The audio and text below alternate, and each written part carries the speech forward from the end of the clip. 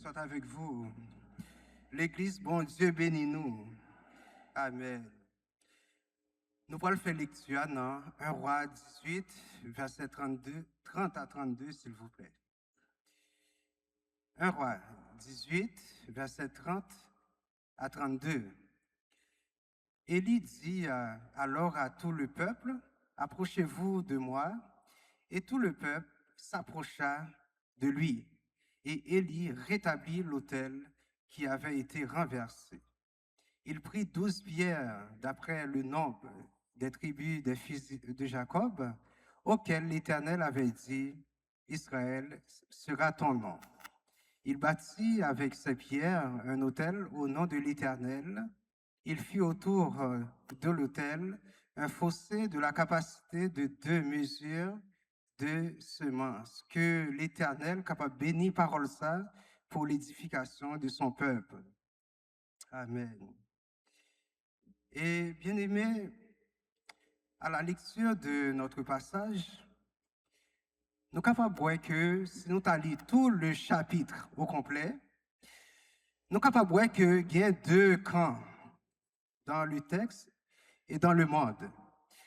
Il y a 2 camps. Il y a, dans notre texte, il y a le camp de Dieu représenté par le prophète Élie.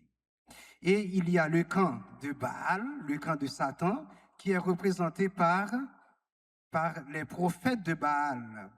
Les prophètes de Baal, on a bien sûr Jézabel, la fameuse, les femmes Jézabel, et il y a aussi Akab, le roi Akab. Donc, il y a 2 camps, le camp de Dieu et le camp du diable. Et les 2 camps cherchent à redresser un autel. Élie cherche à redresser l'autel de Dieu et les prophètes de Baal, Jézabel, Akab, cherchent à renverser l'autel de Dieu. Ce matin, est-ce que vous êtes du côté de l'autel de Dieu avec Élie ou est-ce que vous êtes du côté de l'autel du diable avec Jézabel et Akab? Le titre de notre message, Dieu peut restaurer votre vie. Est-ce que vous croyez ça, bien-aimés? Dieu est capable de restaurer votre vie. Et donc, il y a 2 camps. Vous savez, le camp du diable, il y a Jézabel, que vous connaissez très bien. Jézabel signifie ne pas habitation.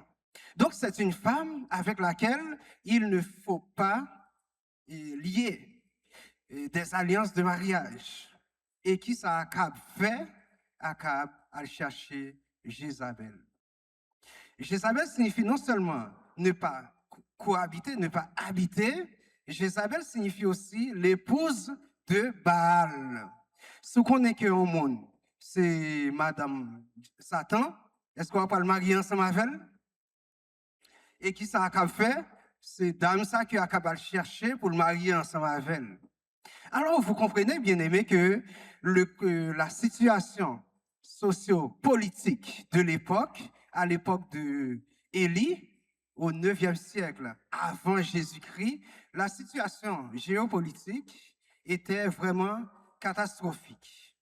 Il y avait de la débauche, il y avait de la famine, il y avait vraiment le culte, l'idolâtrie. Donc, le pays d'Israël, à l'image de l'autel de Dieu, le pays d'Israël était en ruine.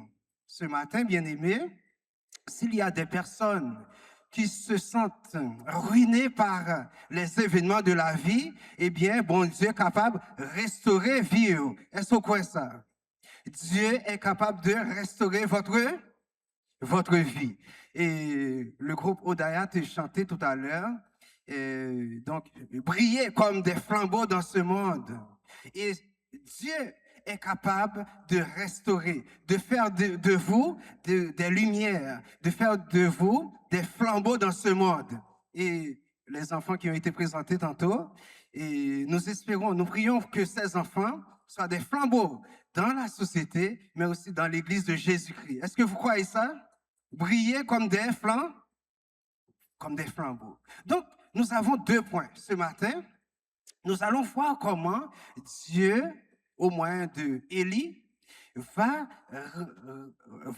reconstruire, va redresser l'autel de Dieu. Et cet autel de Dieu, c'est notre vie. C'est votre vie, c'est ma vie. Donc, le premier point, s'approcher. Et le deuxième point, rétablir.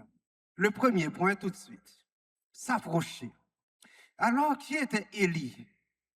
Vous savez très bien, hein, Élie était un prophète. Le prophète Élie. Élie signifie « Mon Dieu est l'Éternel ».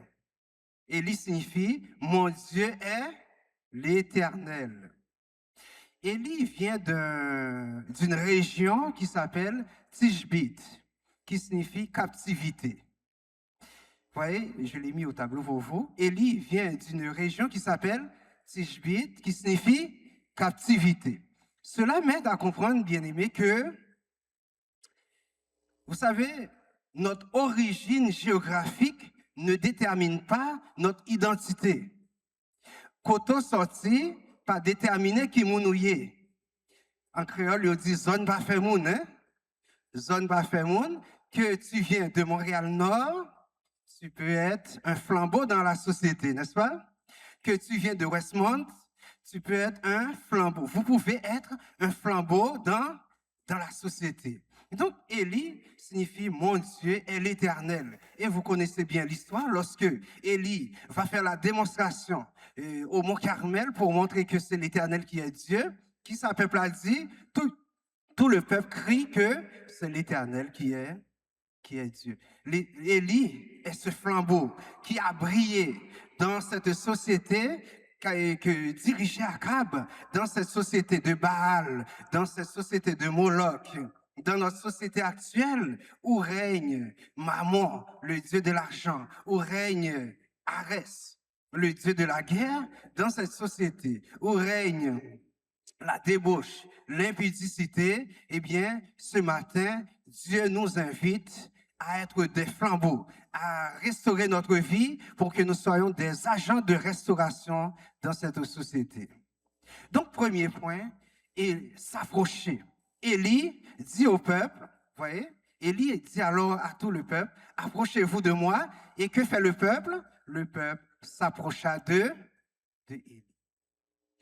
Donc, alors, je suis allé vérifier un petit peu pour savoir qu'est-ce que ça signifie réellement, le mot s'approcher. Et nous allons voir bientôt. S'approcher signifie s'approcher sur le plan spirituel, comme le sacrificateur qui s'approche de l'autel de Dieu. Donc, s'approcher, ce n'est pas seulement sur le plan physique, hein? C'est s'approcher sur le plan spirituel. C'est adorer, c'est servir. C'est ça, s'approcher signifie.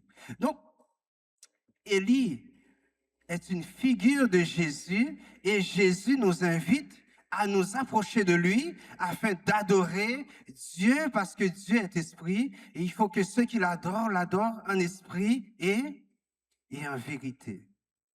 Vous voyez? Donc, Élie appelle le peuple à s'approcher de lui parce que Dieu est un Dieu qui prend plaisir à notre adoration. Dieu est un Dieu qui prend plaisir lorsque nous lui offrons toute la gloire, honneur que lui-même seul lui méritait.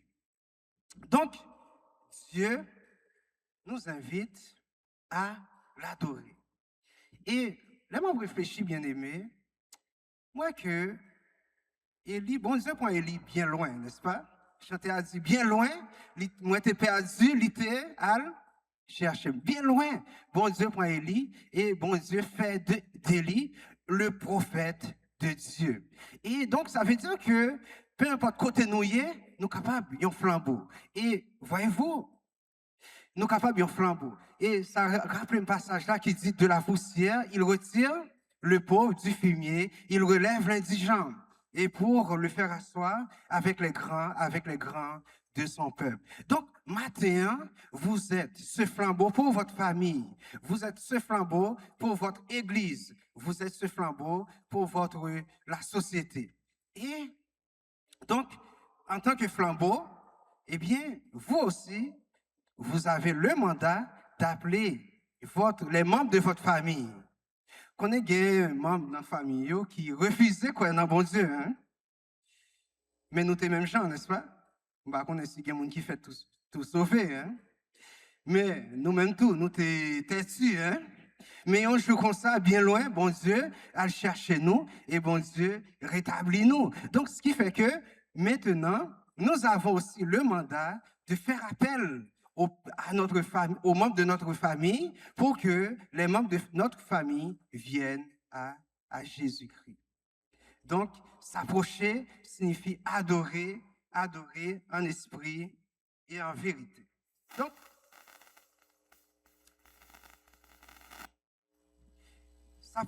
s'approcher de Dieu.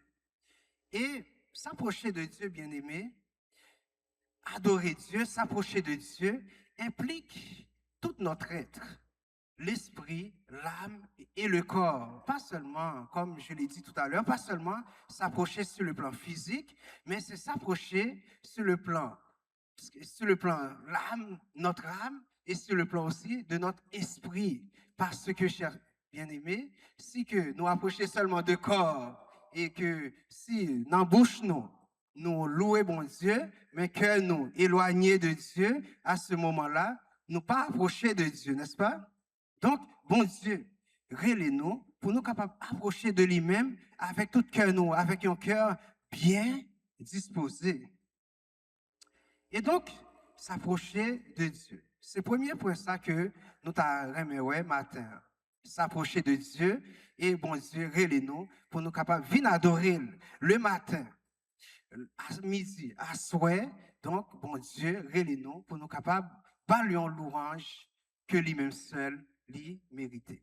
Ce n'est pas seulement, par exemple, adorer dans l'église, mais lorsque nous dehors, lorsque nous sommes à l'extérieur de la maison, lorsque nous sommes au travail, lorsque nous sommes partout, Dieu nous invite à l'adorer partout parce que Dieu est esprit, donc Dieu est partout et notre adoration doit être une adoration sans limite, n'est-ce pas?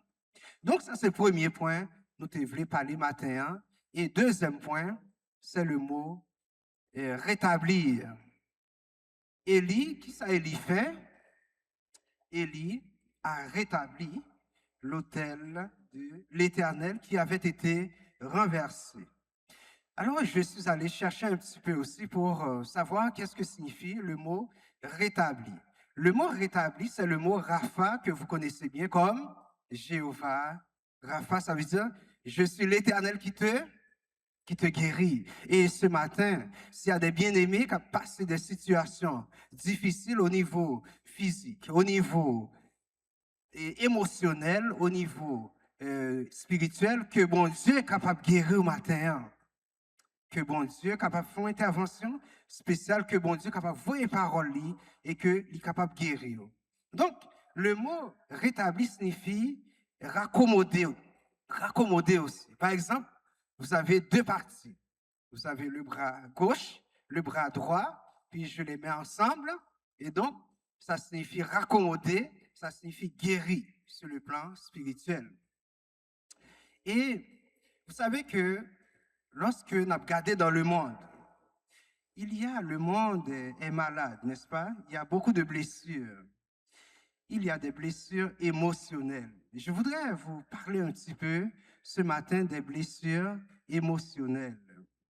Vous voyez, le rejet. Le rejet. Je ne sais pas ce matin, est-ce que vous avez déjà vécu du rejet? L'humiliation. Vous voyez, sur l'image, l'humiliation. Le rejet. On vous a rejeté. On nous a rejetés tout simplement parce que nous sommes des enfants de Dieu, parce que nous sommes des serviteurs, servantes de Jésus. Le monde nous rejette parce qu'ils ont rejeté notre Seigneur Jésus-Christ. L'humiliation. on nous a humiliés, n'est-ce pas? Souvent à l'école, lorsque au cégep, à l'université, au secondaire, si tu veux faire un travail d'équipe, et puis ils mettent de côté. Ils ne pas garder eux-mêmes. Vous connaissez, je me rappelle, j'étais en Haïti. Vous connaissez, en Haïti, il y a même des gens qui sont calmes. Hein? Donc, et puis bon, moi, je suis toujours calme. Hein? Et puis, là, je fais travail à l'école, souvent, ils prennent. Je dis, OK, Rosmi, fini, on a nous en équipe. Mais, là, je viens ici, je me rends moins compte que les Québécois paraît même gens qui calme. Hein? Là, calme ou non coin, ils quittent dans le coin. Jusqu'à ce que vous faites la démonstration que vous êtes capable de travailler, là, vous travaillez bien, vous dites, Rosmi, venez avec moi. Hein? Mais généralement, bien aimé, vous êtes capable de subir le rejet dans la famille aussi, n'est-ce pas? Dans la famille, ou même souvent qui est plus sensible, plus gentil, ou même qui a fait plus d'efforts pour aimer votre famille, c'est souvent vous-même qui rejetez. L'humiliation, bien aimé. On vous a humilié dans le couple. Madame, des fois, humilier Marie. Marie, des fois, humilier madame. L'humiliation, le rejet, ce ne sont pas, bien aimés, des blessures que l'Éternel envoie. Donc, ça ne vient pas de Dieu, ça vient de l'homme, ça vient du malin. C'est pour ça, bien aimé, il faut abandonner l'humiliation, arrêter d'humilier les autres, n'est-ce pas? Il y a aussi l'abandon. L'abandon. Vous voyez la photo, la madame qui se sent abandonnée, elle est seule. Elle vit dans la solitude. Et maintenant, nous connaissons que des membres à l'église qui vivent dans la solitude. Vous connaissez parfois, vous êtes à l'église, nous l'église là, mais nous seuls. Hein? Nous seuls. Vous marchez dans la rue, à Berry-UQAM, plein de monde. Il y a même 500 000 personnes. Mais vous seul. Vous seul. Vous dites, l'arrivée la caille, ou toute seule, ou pas de monde pour parler, ou toute seule. Vous voyez? Donc, vous êtes capable de se sentir abandonné, bien aimé. Il y a aussi la trahison. Vous vous rappelez de l'histoire de Judas avec Jésus? La trahison. Des amitiés qui étaient sincères, quand tout à coup, eh bien, ils ont trahi l'autre. Ça vient pas de Dieu, ça vient du diable. Ça vient du cœur détourné de l'homme. Vous voyez, bien aimé. Et matin, bon Dieu capable de rétablir. Bon Dieu capable de guérir au matin. Et Dieu est le guérisseur par excellence. Et vous voyez, le verbe rétablir signifie guérir. Donc, cette guérison, comment Élie va faire pour nous montrer que c'est lui, c'est par ses mains que Dieu guérit. Élie va prendre, qu'est-ce qu'il fait? Élie prit 12 pierres d'après le nombre des tribus des fils de Jacob, auxquels l'Éternel avait dit, Israël sera son nom. J'ai mis trop, écrit trop vite. Donc, Élie, qui ça Élie fait? Élie prend 12 pierres. Donc, je suis en train de vous montrer comment, bon Dieu, au moyen de Élie, pour guérir le peuple, pour redresser l'autel de Dieu, et comment, bon Dieu, est capable aussi guérir. Donc, nous te rappelons que on avait dit que le mot pierre, dans l'Ancien Testament, il y a deux mots. Il y a le mot, vous vous rappelez? Il y a le mot Père, Dieu le Père, et il y a aussi le mot Fils qui signifie Dieu le Fils. Qu'est-ce que Élie va faire? Élie prend 12 pierres. 12, c'est le chiffre de la totalité, donc la totalité du peuple de Dieu, bien que Élie vivait dans le royaume du Nord, Élie a pris toutes les tribus d'Israël et Élie a décidé de les consacrer à Dieu le Père. Élie a décidé de les consacrer à Dieu le Fils. Dieu est notre Père. Élie dit que si vous faites confiance à Dieu, Si vous mettez votre foi en Dieu, bon Dieu est capable de guérir au matin. Si vous faites confiance à Jésus-Christ comme votre sauveur, comme votre rédempteur, eh bien, bon Dieu est capable de guérir au matin. Voyez le monde, bien-aimé, le monde est troublé. Le monde se trouve en guerre. Il y a des mauvaises nouvelles. Lorsque vous avez examiné qu'est-ce qui se passe en Iran, il y a des mauvaises nouvelles. Il y a des nouvelles qui font cœur cassé, n'est-ce pas?